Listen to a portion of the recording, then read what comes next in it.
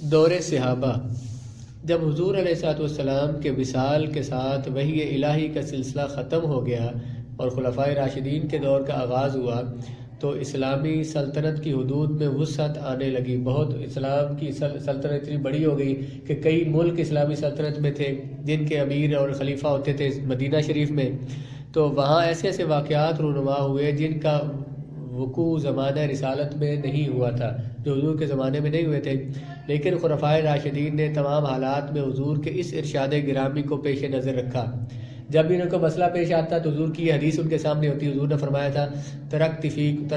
فیکم امرین، میں نے تم میں دو چیزیں چھوڑی ہیں، لن تدلوا ما تمسکتم بہا، تم ہرگز گمراہ نہیں ہوگے جب تک تم پکڑے رکھو گے ان دونوں کو۔ وہ کیا تھے؟ کتاب اللہ و سنتی، میری کتاب اور سنت۔ تو صحابہ کرام ہمیشہ جو بھی مسئلہ پیش آتا قرآن اور سنت سے اخذ کرتے۔ صحابہ کرام اس ارشاد نبوی پر عمل کرتے ہوئے پہلے ہر مسئلے کا حل قرآن سے تلاش کرتے، پھر سنت رسول کی طرف متوجہ ہوتے۔ اگر کبھی ان دونوں ماخذوں سے، ماخذ کہتے ہیں اس میں ظرف کا صیغہ اخذ یاخذ سے لینے کی جگہ، تو قرآن اور حدیث ماخذ ہے جن سے ہم اخذ کرتے ہیں، چیزیں لیتے ہیں، تو اس لیے کہا دونوں ماخذوں سے مسئلہ کا حل تلاش کرنے میں اگر کامیابی نہ ہوتی تو پھر جید صحابہ کرام سے مشورہ طلب کیا جاتا۔ قرآن میں نہیں ملا تو اب جو بزرگ صحابہ ہیں ان سے مشورہ کرتے، خلفائے راشدین، حضرت ابوبکر صدیق، حضرت عمر فاروق، اور ان کے جو مشیر تھے مجلس شورا، ان سے مسئلہ پیش کرتے ان کے پاس۔ تو اب صحابہ کرام جس مسئلے پر متفق ہو جاتے یا بڑے بزرگ صحابہ جس مسئلے پر متفق ہوتے تو اس کے مطابق فیصلہ کیا جاتا، اسی فیصلے کو اجماع کہا جاتا ہے۔ یہ بھی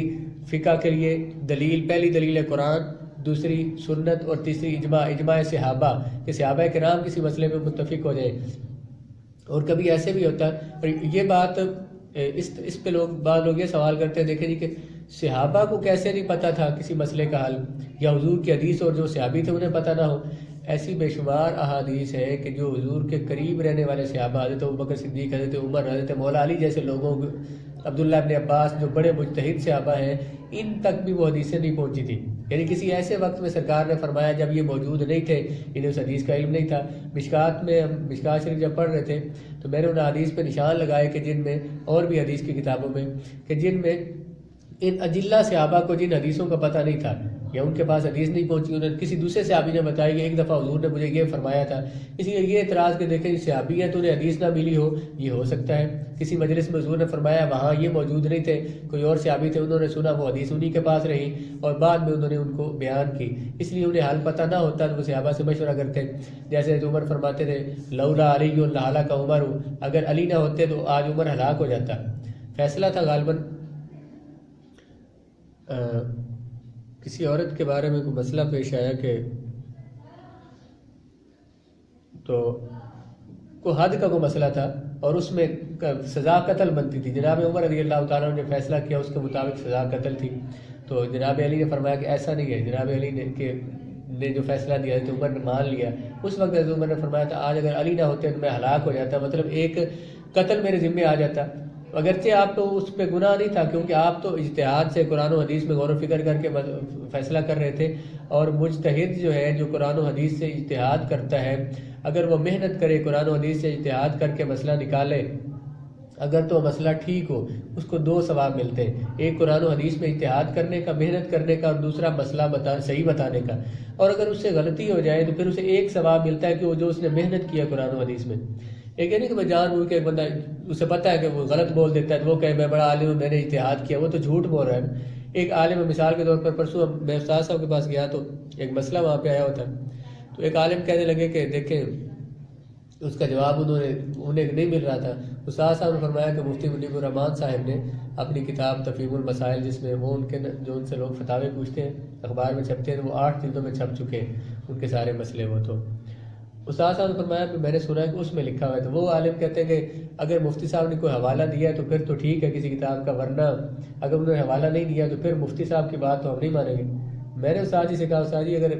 مفتی صاحب کا جس وقت مقام ہے وہ انٹرنیشنل لیول پر، اور پاکستان میں جو فقہا ہیں ان میں سب سے بڑا اوپر وہ ہیں، تو ان کا فیصلہ اگر نہیں بھی کسی کتاب کا حوالہ دیا تو ہمیں تو ان کا مسئلہ ماننا چاہیے۔ استاد صاحب فرماتے ہیں انہوں نے غلط کہا ہے،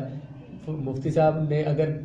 اگر انہوں نے حوالہ نہیں بھی دیا، خود بھی لکھا ہے تو ہم انہیں مانیں گے، تو انہیں اجتہاد کرنے کا ثواب تو ہے، اگر کسی کتاب میں نہیں تھا خود انہوں نے محنت کی،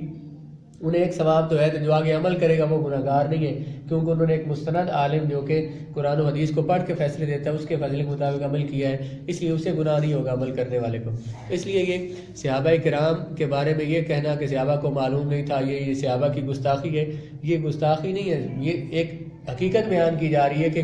کس بہت سی واقعات ایسے موجود ہیں۔ عبداللہ بن مسعود جو حضور کے صحابہ میں بڑے بلند مقام پہ مجتہد صحابی ہیں، امام ابو حنیفہ کی جو فقہ ہے وہ اکثر حضرت امام عبداللہ بن مسعود سے ماخوذ ہے، کیونکہ امام ابو حنیفہ کے استاد تھے امام حماد کے استاد تھے امام ابراہیم نقی، ان کے استاد تھے علقمہ کے استاد تھے عبداللہ بن مسعود کے استاد تھے علی، اور یعنی زیادہ اپنے حضرت رسول اللہ سے حضرت علی سے لیا آپ نے۔ تو یہ عبداللہ بن مسعود جو ہے، ان سے کسی نے مسئلہ پوچھا، کسی عورت کے بارے میں، اسے طلاق ہو گئی، تو اس کا مہر بھی متعین نہیں ہوا تھا اور اسے طلاق ہو گئی، تو اب اس کو کتنا مہر دیا جائے گا؟ حضرت عبداللہ بن مسعود 7 دن سوچتے رہے، اس پہ 7 دن غور و فکر کیا، تو آخر میں آپ نے فرمایا کہ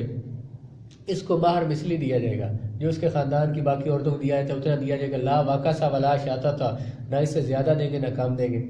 اب یہ جو آپ اتنا سا سوچتے رہے اور آپ نے جب جواب دیا تو اسی مجلس میں کوئی صحابی موجود تھے یا تابعی تھے، انہوں نے کہا کہ یہ آپ نے جو فیصلہ کیا، بلکہ صحابی تھے، انہوں نے کہا کہ جو آپ نے فیصلہ کیا یہی فیصلہ ہے، میں نے رسول اللہ سے ایک دفعہ سنا تھا ایک عورت کا مسئلہ ہے تو حضور نے یہی فیصلہ کیا۔ حضرت عبداللہ بن مسعود فرماتے ہیں مجھے آج اس مسئلے کو یہ بات سن کے کہ میرا فیصلہ حضور کے فیصلے کے موافق ہو گیا، مجھے اتنی خوشی ہوئی ہے کہ مجھے اسلام لانے پہ جو خوشی ہوئی تھی نا، اتنی خوشی مجھے آج ہوئی ہے کہ میرا فیصلہ حضور کے فیصلے کے موافق ہوا۔ تو یہاں اتنے جلیل القدر صحابی جو ہیں وہ اتنے دن سوچتے رہے، اس کا مطلب یہ تھا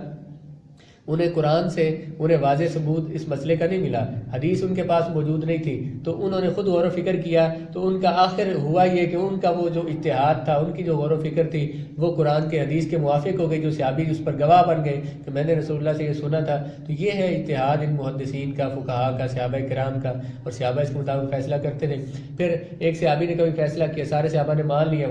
تو وہ اجماع ہو گیا صحابہ کی، اس پہ دلیل ہو گئی۔ حضرت عمر رضی اللہ تعالیٰ عنہ نے جب عراق کا علاقہ فتح کیا تو جو مجاہد صحابہ تھے جو جنگ میں شریک ہوئے تھے، انہوں نے کہا کہ جو جنگ سے مال غنیمت آتا ہے تو وہ ہم سب میں تقسیم کیا جائے۔